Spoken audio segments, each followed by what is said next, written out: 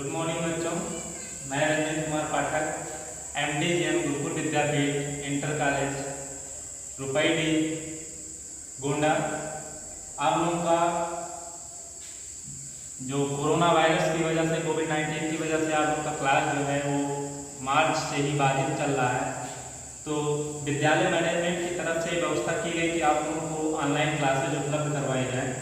तो मैं रंजित कुमार पाठक, जो कि मेरा सब्जेक्ट जीव विज्ञान, आज मैं फर्स्ट क्लास में आप लोगों के सामने उपस्थित हुआ हूँ। तो इस क्लास को आप लोगों को अच्छे ढंग से पढ़ाया जाएगा और आप लोग इस क्लास को पढ़ने के पश्चात अपने नोट्स भी तैयार करते रहिएगा। और जैसा कि विदित है कि आप लोग कोविड-19 की वजह से क्लासेज में, जो कि ऑफलाइन क्लासेज में या स्कूल में आप लोग नहीं आ सकते हैं, तो ये क्लास पढ़ के और अपने अध्ययन को आगे बढ़ाइए आप लोग। तो आज मैं शुरू करता हूँ कक्षा 12 का जो विषय है जीव विज्ञान, इसको बोलते हैं बायोलॉजी। तो जैसा कि हम जानते हैं कि जीव विज्ञान किसी जंतु या पौधों का अध्ययन है। इसमें सभी प्रकार के जंतु एवं पौधों का अध्ययन किया जाता है, अर्थात विज्ञान की वह शाखा जिसके अंतर्गत जंतु एवं पौधों का विस्तृत अध्ययन हम लोग जीव विज्ञान में करते हैं। तो इस जीव विज्ञान कक्षा 12 में माध्यमिक शिक्षा परिषद प्रयागराज के द्वारा जो पाठ्यक्रम है, उस पाठ्यक्रम का यह पहला लेसन है। जैसा कि इस कक्षा 12 में यूपी बोर्ड में आपके 16 चैप्टर हैं, तो 16 चैप्टर का पहला चैप्टर है आपका सजीवों में जन्म। उसको कहते हैं reproduction in living being. Reproduction in living being. खासकर बच्चों ध्यान दीजिएगा कि वीडियो बन रहा है, क्योंकि आप लोग इसमें क्वेश्चंस पुटअप नहीं कर सकते हैं। तो उसके लिए अगर आप लोगों को कोई समस्या हो, कहीं स्पेलिंग मिस्टेक हो या समझ में ना आया हो, तो कमेंट के माध्यम से आप लोग हमें इंफॉर्मेशन दे सकते हैं, जिससे मैं आप लोग का सोल्यूशन कर सकूँ। तो आज का चैप्टर है सजीवों में जन्म, रिप्रोडक्शन इन लिविंग बीइंग्स। अब पहले हम इसके बारे में थोड़ा जानते हैं कि लिविंग थिंग है क्या। संसार में केवल दो ही प्रकार की वस्तु पाई जाती है, एक लिविंग थिंग और नॉन लिविंग थिंग, सजीव और निर्जीव। तो सजीवों के बारे में हम अध्ययन करेंगे, वो जीव विज्ञान के अंतर्गत आता है, जो कि हमारा एक सब्जेक्ट है, हम लोगों को पढ़ाया जाता है। जैसा कि जानते हैं कि इसमें 2 पेपर्स पहले होते थे, लेकिन प्रेजेंट टाइम में एक ही पेपर होता है। जीव विज्ञान 2 भागों में बटा है, जंतु विज्ञान और वनस्पति विज्ञान, जूलॉजी और बॉटनी इसको बोलते हैं। तो ज्यादा देर ना करते हुए मैं अपने टॉपिक पे आता हूँ, और टॉपिक है पहला रिप्रोडक्शन, जो कि लेसन का नाम है सजीवों में जन्म, रिप्रोडक्शन इन लिविंग बीइंग्स। और इसके अंतर्गत जो टॉपिक आपका है वो है रिप्रोडक्शन।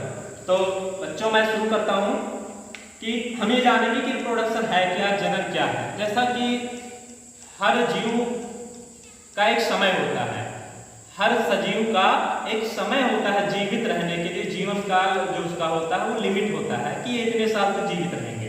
तो वो अपने संतान या अपने जैसे जीव की उत्पत्ति के लिए वो रिप्रोडक्शन करते हैं। कहने मतलब है अपने वंश को बनाए रखने के लिए, अपनी जाति को बनाए रखने के लिए वो क्या करते हैं, रिप्रोडक्शन करते हैं अर्थात जन्म करते हैं। तो जब किसी कोई भी जीव अपने समान नए संतति उत्पन्न करता है, अपने समान नए संतानें उत्पन्न करता है, तो उसको क्या बोलते हैं, जन्म कहते हैं या रिप्रोडक्शन। एक चीज और ध्यान दीजिएगा कि जनन और प्रजनन दोनों एक ही है, ठीक है, इसमें कोई डिफरेंस नहीं है। और इसकी जो मीनिंग है रिप्रोडक्शन वो एक ही होती है। इसकी स्पेलिंग है REPRODUCTION। फिर बात करते हैं कि जो सजीव होते हैं वो जन्म करते हैं, तो उसके लिए मेल फीमेल्स की जरूरत होती है, या विदाउट मतलब एक ही जीव की जरूरत होती है, जिसमें मेल फीमेल डिटरमाइंड नहीं होते हैं, निर्धारण नहीं होता है। तो हम ये देखेंगे कि रिप्रोडक्शन कितने प्रकार के होते हैं। तो mainly there are 2 types of reproduction. First is sexual reproduction और सेकेंड इज एसेक्सुअल रिप्रोडक्शन। ध्यान दीजिएगा कि रिप्रोडक्शन हमेशा पूछा जाए तो 2 ही प्रकार के होते हैं, सेक्सुअल रिप्रोडक्शन और एसेक्सुअल रिप्रोडक्शन। आप लोगों के मन में एक क्वेश्चन उठता होगा कि कायिक जनन भी होता है, मतलब वेजिटेटिव रिप्रोडक्शन भी होता है, लेकिन मैं आप लोगों को बता दे रहा हूं कि जो कायिक जन्म होता है वो अलैंगिक जन्म का ही एक भाग होता है। अब मैं बारी बारी से एक एक टॉपिक को आप लोगों को समझाने की कोशिश करूंगा, और जो चीजें आप लोगों को समझ में ना आए तो 'प्लीज आप लोग कमेंट के माध्यम से हमें अवगत कराइएगा और उसका मैं पूर्ण रूप से आप देखिए बच्चों, तो लैंगिक जनन हम पहले जानेंगे कि लैंगिक जनन होता क्या है। ध्यान दीजिएगा, लैंगिक जनन वो जनन होता है जिसमें नर और मादा दोनों की आवश्यकता होती है, अर्थात मेल और फीमेल दोनों की आवश्यकता होती है।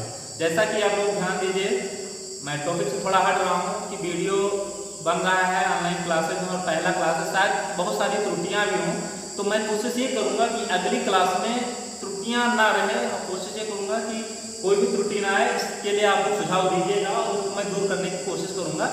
क्योंकि पहला वीडियो है तो हो सकता है फाल्ट है, जाहिर सी बात है कि फाल्ट होती है, तो अगर कहीं कोई फाल्ट होता है तो आप लोग अवगत कराइएगा। तो हम शुरू करते हैं अलैंगिक जनन। अलैंगिक जनन में हमें किसकी जरूरत होती है? मेल और फीमेल। देखिए बच्चों, मेल और फीमेल, जैसा कि आप जानते हैं कि इसको हम बोलते हैं नर और इसको हम बोलते हैं मादा। अर्थात नर और मादा की आवश्यकता होती है, अर्थात जिस भी जात के पौधे हो या जंतु हो जिसमें नर और मादा अलग अलग होते हैं, वो जाति सेक्सुअल रिप्रोडक्शन करते हैं, ओनली सेक्सुअल रिप्रोडक्शन करते हैं। यहाँ पे आगे की लिखा है, चार्ट में लिखा गया है, इसका मतलब होता है रिप्रोडक्शन। तो ध्यान दीजिएगा, इसको नोट्स भी करते रहिएगा आप लोग। तो मेल और फीमेल रिप्रोडक्शन कैसे करते हैं? ध्यान दीजिएगा कि इसमें निषेचन की क्रिया संपन्न होती है। मेल और फीमेल जब सेक्सुअल रिप्रोडक्शन होगा तो इसमें निषेचन की क्रिया होती है, जबकि अलैंगिक जनन में निषेचन की क्रिया नहीं होती है। तो मेल फीमेल रिप्रोडक्शन कैसे करते हैं, अब इसको हम थोड़ा समझेंगे विस्तार से कि जब नर और मादा, ठीक है, ध्यान दीजिएगा, नर और मादा युग्मक जब आपस में मिलते हैं, चाहे प्लांट्स हो या एनिमल्स हो या कोई भी जीव हो जो सेक्सुअल रिप्रोडक्शन करते हैं, तो इससे एक गैमीट्स होता है, मतलब अर्थात मेल गैमीट्स और फीमेल गैमीट्स।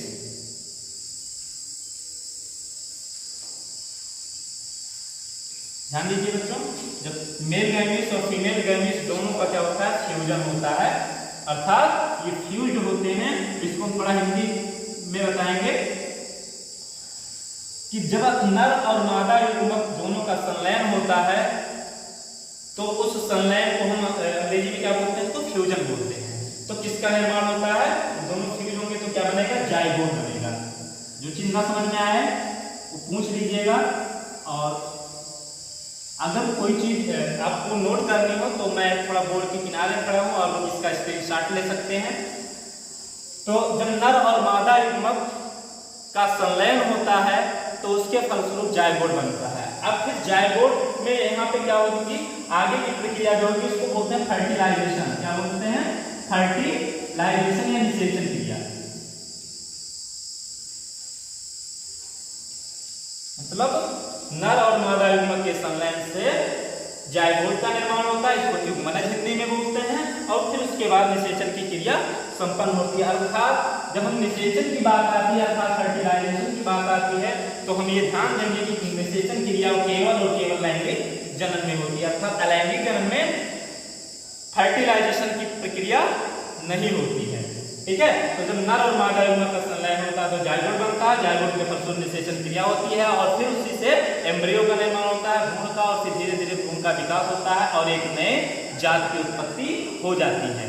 तो ऐसे पीढ़ी दर पीढ़ी क्या होती है? रिप्रोडक्शन के फलस्वरूप उसकी जो संतत होती है, पीढ़ी जो होती है, उसकी जातियां जो होती है वो बनी रहती है। तो संसार में जीवों का अस्तित्व समाप्त ना होने के लिए रिप्रोडक्शन जो है जरूरी है।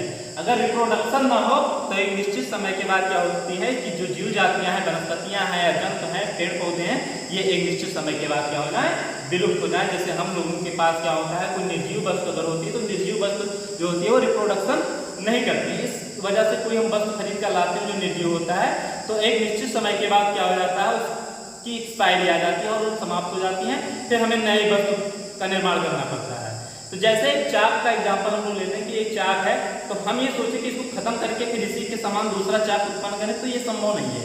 उसके लिए फिर से हमें रॉ मटेरियल की जरूरत होती है और फिर से उसका निर्माण करते हैं और चाक का निर्माण होता है।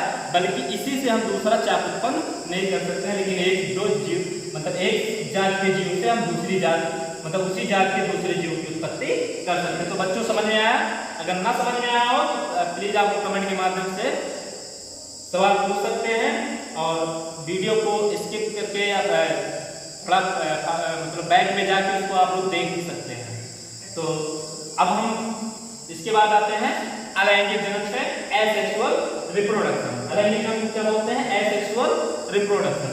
इसमें भी क्या होता है कि जाहिर सी बात है कि जन्म दोनों है, लेकिन इसमें क्या है, नर और मादा दोनों की आवश्यकता होती है, जबकि अलैंगिक जन्म में एसेक्सुअल रिप्रोडक्शन में नर और मादा की आवश्यकता नहीं होती है। ध्यान दीजिएगा कि एसेक्सुअल में क्या होता था कि इसमें कोई जरूरी नहीं कि केवल जंतुओं में होती है या पौधों में ही होती है, ये दोनों में हो सकती है। ये निम्न स्तरीय जीवों में ज्यादातर होती है, सॉरी ये जो होती है उच्च स्तरीय जीवों में ज्यादा पाई जाती है। लैंगिक जन्म जो होता है उच्च स्तरीय जीवों में ज्यादा होता है और अलैंगिक जन्म होता है निम्न स्तरीय जीवों में ज्यादा होता है।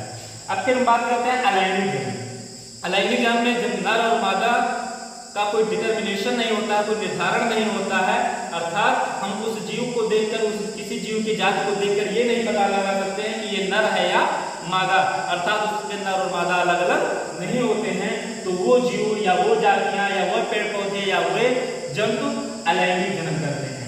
अलैंगिक जनन में निषेचन की क्रिया नहीं होती है और न इसमें गैमेट्स होते हैं, अर्थात जितनी भी प्रक्रिया अलैंगिक जनन में होती है वो अलैंगिक जनन में नहीं होती है। अब बात करते हैं कि अलैंगिक जनन कैसे होता है।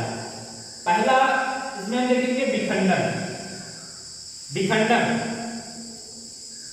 दूसरा इसमें होता है मुकुलन। विखंडन को बोलते हैं फिजन और मुकुलन को बोलते हैं बडिंग और खंडन को बोलते हैं फ्रेगमेंटेशन, बीजाणु जनन को बोलते हैं स्पोरोजेनेसिस।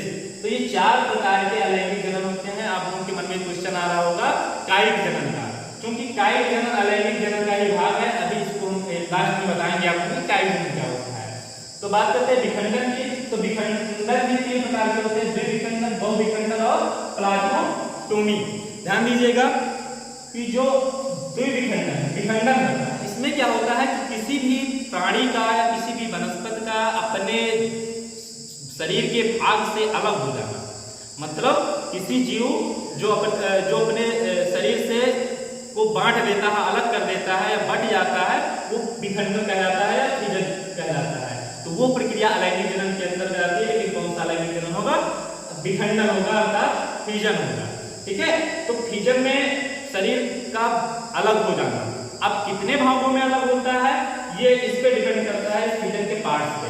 तो पहला है द्विविखंडन। जब किसी जाति का जो अलैंगिक जनन करते हैं उसके शरीर का जब दो पार्ट में डिवीजन हो जाता है, दो भागों में बट जाता है और वो अपने समान नए जीव उत्पन्न कर देता है, तो वो द्विविखंडन कहलाता है। और जब दो से अधिक उसके शरीर के भाग अलग हो जाते हैं, डिवाइड हो जाते हैं, तो वो बहुविखंडन कहलाता है। इसको बाइनरी फिजन और इसको मल्टी फिजन भी बोलते हैं। इसको बाइनरी फिजन और इसको मल्टी फिजन भी बोलते हैं।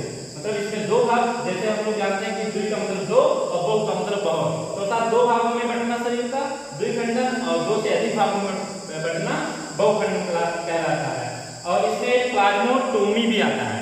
प्लाज्मोटोमी में क्या होता है कि इसमें एक तरीके से उसकी जो सीड्स होते हैं उसके लेयर बन जाती है और लेयर्स की वजह से फिर उसमें जो प्रक्रिया होती है अलैंगिक की वो प्लाज्मोटोमी के अंतर्गत आती है, विखंडन में प्लाज्मोटोमी के अंतर्गत आता है। अब बात करते हैं मुकुलन की, बडिंग की। जैसा कि मैंने पिछली क्लास में आपको बताया होगा शायद, और नहीं बताया होगा तो जान लीजिए कि मुकुलन क्या होता है कि जब पहले हम एग्जाम्पल दे देते हैं विखंडन का। इसमें अमीबा आ गया, पैरामीशियम आ गया, हाइड्रा हो गया, ये सब विखंडन के अंतर्गत जीव आते हैं। ये क्या करते हैं कि अमीबा जो होता है सूक्ष्म जीव होता है और ये अपने शरीर को अलग कर लेता है। अलग करने के बाद जो उसका नया पार्ट होगा शरीर का वो नए जीव में कन्वर्ट हो जाता है, नए अमीबा में कन्वर्ट हो जाता है और पुराना वाला अमीबा अलग हो जाता है। इस तरीके से ये विखंडन में आया। मुकुलन में क्या होता है कि किसी शरीर के किसी भाग में गांठ निकल आती है। ये ज्यादा पौधों में होता है मुकुलन। शरीर के किसी भी भाग में एक गांठ निकल आती है, वो मुकुलन अलैंगिक जनन करते हैं, बडिंग एसेक्सुअल रिप्रोडक्शन करते हैं। तो इस प्रकार से मुकुलन का एग्जाम्पल मैं आप लोगों को बता दे रहा हूँ कि मुकुलन में जैसे आपका गन्ना होता है, ठीक है, और एक फ्लावर्स ऐसे होते हैं जिसके मतलब तने से या पत्तियों से या उसके प्लांट्स के किसी भी भाग से एक गांठ निकल आती है और उस गांठ से नई कलिकाएं जो होती हैं वो जर्मिनेट हो जाती हैं, कलिकाएं निकलने लगती हैं और जिसके फलस्वरूप एक नया पौधा तैयार हो जाता है, तो मुकुलन के अंतर्गत आता है। खंडन में क्या होता है? तो खंडन में हम आप लोगों को बताएंगे कि खंडन क्या है।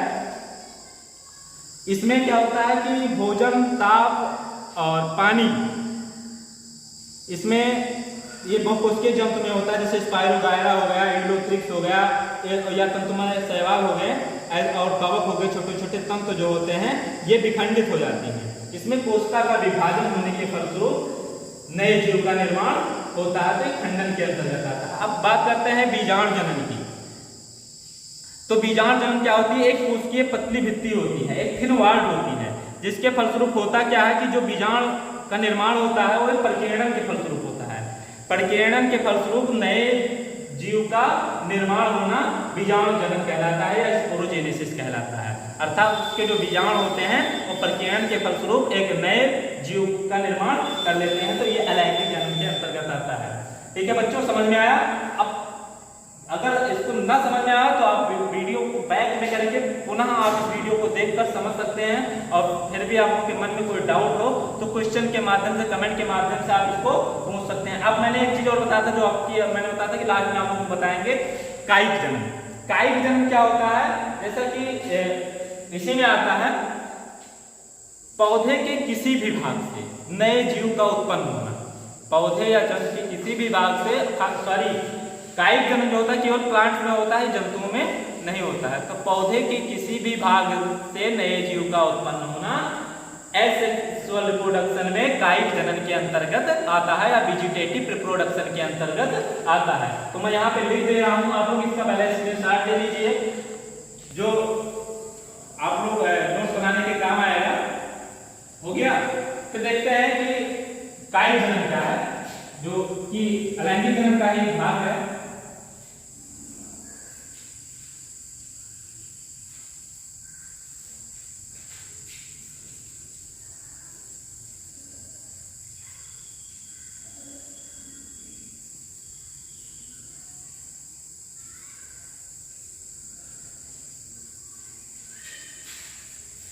कायिक जनन, कायिक जनन पौधे के किसी भी भाग। आप लोग सोचिए जरा कि पौधे का कौन सा भाग, पौधे में कौन कौन से पार्ट्स होते हैं। जैसे हम लोगों के शरीर में हाथ होते हैं, पैर होते हैं, नाक होता है, बहुत सारी त्वचा होती है, तो ऐसे पौधे के भी शरीर होते हैं, और उसमें जड़ होता है, तना होता है, पत्ती होता है, फल होते हैं, फूल होते हैं। तो ऐसे पौधे का भाग जिससे नए जीवों का विकास होता है, नए पौधे का विकास होता है, नई कलिकाएं निकलती हैं, वो कायिक जनन कहलाती है। ठीक है, कायिक जनन कहलाती है। उसमें क्या होता है कि पौधे के जड़ से नया पौधा का विकास होता है, पत्तियों से होता है और उसके तनों से होता है। इसका एग्जाम्पल हो गया गुड़हल है, और क्या नाम है, गन्ना हो गया, और एक ब्रायोफाइलम जो जिसको अजूबा की पत्तियां बोलते हैं, उसकी पत्तियों से कलिकाएं निकलती है, अर्थात उसमें बीज नहीं होते हैं। तो ऐसे पौधे जिसमें बीज नहीं पाए जाते हैं वो वेजिटेटिव रिप्रोडक्शन कायिक जनन कहते हैं।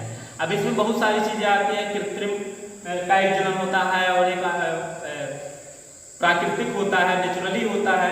ठीक, तो कृत्रिम क्या होता है कि जैसे हम लोग सुनते हैं कि गांठ लगाते हैं, दाव लगाते हैं, कलम लगाते हैं, पौधे की कलम को काट के कहीं रोपाई कर देते हैं और नया पौधा वृद्धि करने लगता है, ग्रोथ करने लगता है, नए पौधे का विकास होता है, तो कृत्रिम में आ गया। और जो स्वतः निर्मित होने लगे वो किस में आता है? प्राकृतिक कायिक जनन में आता है। तो ये आज की टॉपिक थी बच्चों, और अगर आप लोगों को कोई चीज़ इसमें ना समझ में आया हो, या कोई भी क्वेश्चन हो, कोई भी डाउट हो, तो वो आप कमेंट के माध्यम से, या मेरा पर्सनल व्हाट्सएप नंबर मैं आप लोगों को प्रोवाइड करवा दूंगा, और जिसके माध्यम से जो चीज़ ना समझ में आया हो, जो समस्याएं हो, जो प्रॉब्लम्स हो, वो आप मुझे भेजकर मुझे अवगत करा के दीजिए, और मैं उसका पूर्ण रूप से समाधान करने की कोशिश करूंगा। और आज के टॉपिक में बस इतना ही, मिलेंगे नेक्स्ट टॉपिक में, और जिसके साथ में आप लोग नोट्स तैयार कर, नोट्स के लिए मैं आप लोगों को एक अलग से PDF के माध्यम से या एक फोटो के माध्यम से .jpeg के माध्यम से आप लोगों को एक नोट्स सेंड करवाऊंगा, जिसके माध्यम से आप नोट्स भी तैयार करते रहिएगा और इसको पढ़ते भी रहिएगा। और जिनके पास बुक नहीं है वो बुक पुराने छात्रों से लेकर, या अगर स्टेशनरी पे आ गई हो तो वहाँ से खरीद कर मतलब रीड करिए ज़्यादा से ज़्यादा, क्योंकि कुछ कहा नहीं जा सकता है कि ये जो लॉकडाउन चल रहा है, जो कोविड-19 का प्रकोप है पूरे विश्व में फैला हुआ है, ये कब तक चले कुछ पता नहीं, क्योंकि पहली बार आया है। कोई चीज़ जब दोबारा आती है तो हमें समझ में आता है कि पिछली बार वाली जो चीज़ें थी वो नहीं इतने दिन तक चली थी, उसका जीवन काल इतने दिन तक था, तो शायद ये पहली बार आया है कोरोना वायरस, तो इसके वजह से कोई संभावना नहीं बन रही कि ये सत्र कब तक चले, कब तक